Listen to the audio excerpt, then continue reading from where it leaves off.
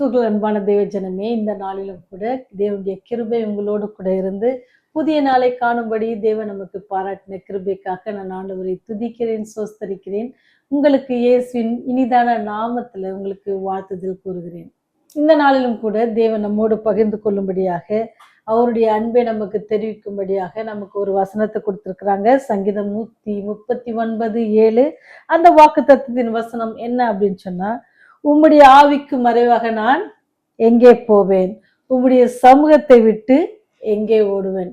தாவீது பக்தன் பாடுகிறார். ஒரு ராஜா, அவர் பாடுற பாட்டை பாருங்க. உம்முடைய சமூகத்தை விட்டு நான் எங்கே ஓடுவேன் அல்லது எங்கே போவேன், உம்முடைய ஆவிக்கு மறைவாக நான் எங்கே போவேன் சொன்ன ஆண்டவர் எல்லாவற்றையும் பார்க்கிறார். எல்லாம் அவருக்கு தெரியும். அவரு மறைஞ்சு அவருக்கு இதுவாக நம்ம எதுவுமே செய்ய முடியாது அப்படின்னு சொல்லி, அவர் தேவனுடைய திட்டத்தை என்ன செய்ய முடியாது, நீங்களும் நானும் மாற்ற முடியாது. அவர் நமக்காக வைத்திருக்கிற திட்டம் நம்முடைய வாழ்க்கையில அது நடக்கும். ஒருவேளை கொஞ்சம் நம்ம தள்ளி போனா கூட ஆண்டவர் நம்மை விடாமல் அதற்கேற்ற வேலையில நம்ம என்ன செஞ்சிருவாரு, இழுத்து கொண்டு வருவார்.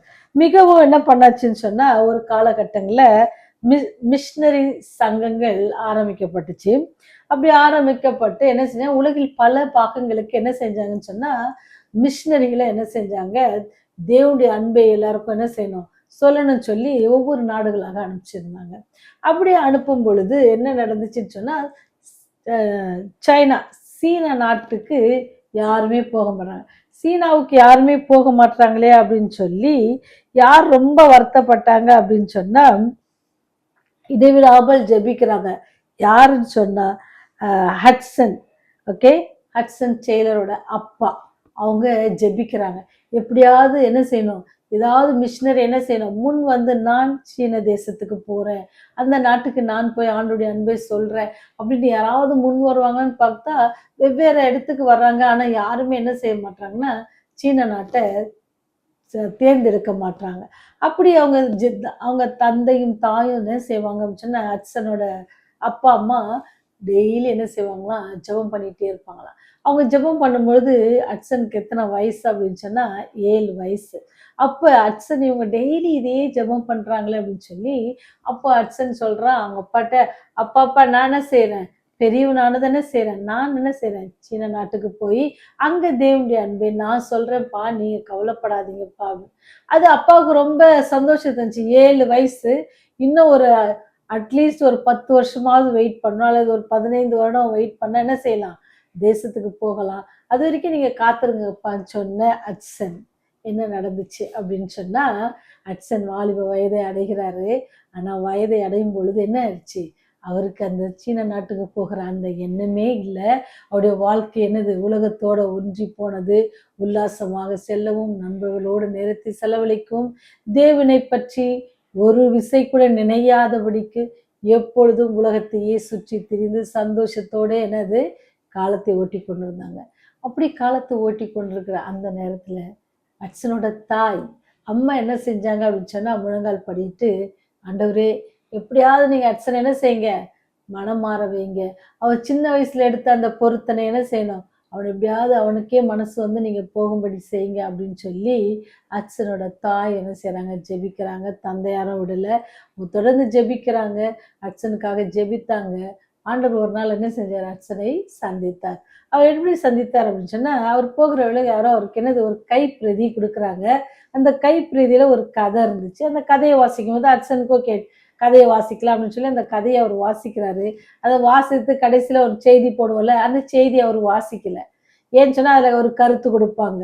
அவர் முதல்ல வாசிக்கும் பொழுதே அவருக்கு என்ன இருந்துச்சு, அந்த கதையை வாசிக்கும் பொழுதே அவர் என்ன செஞ்சப்பட்டார்னா, மனசுல தேவ ஆவியானவரால என்ன செய்யப்பட்டார், உணர்த்தப்பட்டார். அப்படி உணர்த்தப்பட்டது நிமித்தம் அவர் அந்த செய்தி, அதனுடைய கருத்தை அவர் வாசிக்கல. ஆனா மனசுல அவருக்கு தெரியும், எனக்காக ஒருவர் ஜீவனை விட்டிருக்கிறார், அவர் அன்பை நான் என்ன செய்யணும், யாருக்காவது சொல்லணும் அப்படின்றது மனசுல வந்துருச்சு. உடனே நேரம் என்ன செஞ்சாரு, மனசுல தீர்மானித்து வீட்டுக்கு போயிட்டு அவர் சொல்றாரு, நான் என்ன செய்ய போறேன், நானு ஆண்டவருக்காக ஊழியம் செய்ய போறேன் அப்படின்னு சொல்லி தன்னை ஆண்டவருக்காக என்ன செஞ்சாரா, ஒப்பு கொடுத்தாராம். எப்படி அவர் சின்ன வயசுல எடுத்த அந்த தீர்மானத்தின்படி அவர் என்ன செய்யறாரு, சீன தேசத்திற்கு சென்று என்ன செஞ்சாராம், பெரிய ஊழியத்தை செய்தார். தெரியும், ஹட்சன் டெய்லர். அவர் வந்து என்ன செஞ்சாரு, பெரிய ஊழியத்தை பிரம்மாண்டமாக ஆண்டவருக்காக என்ன செய்தாரா. உங்களையும் என்னையும் ஆண்டவர் தேர்ந்தெடுத்தார் அப்படின்னு சொன்னா நம்ம எங்க போனாலும் ஆண்டவர் நம்மை விட மாட்டாங்க. அவர் நம்மை அரவணைத்து நம்முடைய பாவங்களை பாராதபடிக்கு நம்மை நேசித்து என்ன செய்வார், அவர் அன்றைக்கு நம்மை சேர்த்து கொள்வார். தேவனை விட்டு அவர் வைத்திருக்கும் திட்டத்தை விட்டு ஓடுகிற வாலிப பிள்ளைகளுக்காக இந்த நாள் நான் சொல்றேன். தேவன் ஒவ்வொரு அதனாலதான் ஆண்டவர் சொல்றாரு, அதனாலதான் சாலமோன் சொல்றாரு, வாலிப வயதுல என்ன உடைய சிருஷ்டிகரை நினைங்க அப்படின்னு சொல்றாரு. ஏன்னு சொன்னா வாலிப வயதுல நம்ம ஆண்டவரை நினைச்சோம் அப்படின்னு சொன்னா நம்முடைய முதிர் வயது வரைக்கும் அவர் என்ன செய்ய மாட்டோம், விட மாட்டோம், அவரை பற்றி கொள்வோம். இந்த உலகத்தின் காரியங்கள் எல்லாம் கொஞ்ச நாள் போயிடும், நம்ம அதுக்கப்புறம் என்ன செய்வோம், வயதாகிடுவோம். அப்போ நம்ம ஆண்டவருக்காக எதையும் செய்யணும் அப்படின்னு நினைச்சா நம்மளால செய்ய முடியாது. அதனால வாலிப பிள்ளைகள் இந்த நாளில் ஹட்சன் டெய்லரை சந்தித்தது போல தேவன் உங்களையும் சந்திக்க ஒவ்வொரு தாயும் என்ன செய்யணும், தன்னுடைய பிள்ளைகளுக்காக ஜெபிக்கணும். அது மாத்திரம் நீங்க பார்த்தீங்கன்னா அப்போஸ்தலனாகிய பவுல் அவரையும் ஆண்டவர் சந்திக்கும் பொழுது எவ்வளவு ஒரு வல்லமையான ஒரு ஊழியக்காரனாக அநேக நிருபங்களை எழுதி அநேக நாடுகளுக்கு என்ன செஞ்சாரு, தேவனுடைய அன்பை கடிதங்களாக எழுதி அனுப்பிய தேவனுடைய பிள்ளை எத்தனை உபத்திரவங்கள் பிரச்சனைகள் மத்தியிலும் தேவனை பற்றி கொண்டிருக்கிறாரு. அப்பேற்பட்ட அந்த மாதிரியான ஒரு வாழ்க்கையை நம்முடைய வாலிப பிள்ளைகள் என்ன செய்யணுமா, தெரிந்து கொள்ளணும். தேவன் ஜீவனுள்ள தேவனாய் இருக்கிறார். அவர் யாரெல்லாம் அவர் நியமித்திருக்கிறாரோ அவர்களை அவர் கண்டிப்பாக பயன்படுத்துவார். அவர் பயன்படுத்துவதற்கு நீங்களும் நான் அவருடைய கரத்துல ஒப்பு கொடுக்கணும். அவர் கரத்துல ஒப்பு கொடுப்பதற்கு எல்லோரும் தாய்மார்கள் எல்லாம் அவங்களோட பிள்ளைகளுக்காக ஜெபிங்க. ஆண்டவர் கடைசி நாட்களை வாலிபர்கள் என்ன செய்வாங்க, தரிசனம் காண்பார்கள், ஆண்டவர் ஊழியத்தை சுமந்து செல்வார்கள் எல்லாம் சொல்லியிருக்கேன். அதில் ஏன் உங்கள் பிள்ளைகளும் என்னுடைய பிள்ளைகளுமாக இருக்கக்கூடாது அப்படின்னு சொல்லி ஒவ்வொருவரும் நம்ம ஜெபிப்போன்னு சொன்னால் ஆண்டோடைய வருகையுடைய நீங்களும் நானும் அவரை சந்திக்கிற பெரிய பாக்கியத்தை ஆண்டவர் நமக்கு தருவார். ஜெபம் செய்வோமா. இரக்கமுள்ள தேவனே, எங்களை சந்தித்து எங்களுடைய பாவங்களை ஆண்டவரே நீ தயவாய் மன்னித்து ஆண்டவரே எங்களுடைய பிள்ளைகளை உங்களுடைய அன்பின் கரத்திலே ஏந்தி உங்களுடைய பணிக்காக அவர்களை பயன்படுத்த வேண்டும் பார்த்து நிற்கிறோம் சுவாமி. யாரெல்லாம் எல்லா தாய்களும் கண்ணீரோடு உடைய பார்த்து தன்னுடைய பிள்ளைகளுக்காக வேண்டிக் கொண்டிருக்கிறாங்க சுவாமி. அவருடைய ஆசைகள் எல்லாவற்றையும் நீங்க நிறைவேற்றி தாங்க ஆண்டவருடைய எதிர்கால திட்டங்களுடைய பிள்ளைகளை ஆண்டவருடைய பிள்ளைகளின் எதிர்காலத்தை உம்முடைய கரத்துல வைக்கிறோம் தகப்பனே. நீர் பொறுப்பேற்றுக் கொள்ளுங்க ராஜா.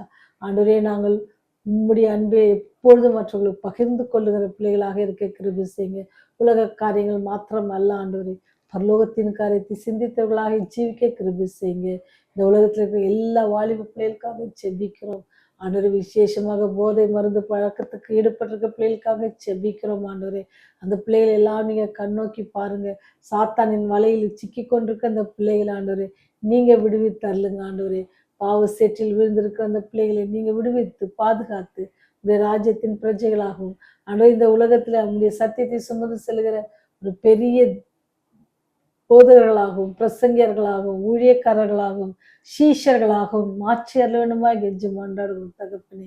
தொடர்ந்து இந்த நாள் முதல் எங்களோடு கூட இடைபடுங்க. நாங்கள் கைட்டு செய்கிற எல்லா காரியத்திலும் கரம் கூட இருந்து எங்களை ஆசீர்வதித்து எங்களை வழிநடத்த வேண்டுமா இயேசுவின் வழியாய் ஜெபிக்கிறோம் ஜீவனுள்ள பரலோக தந்தையே. ஆமென் ஆமென்.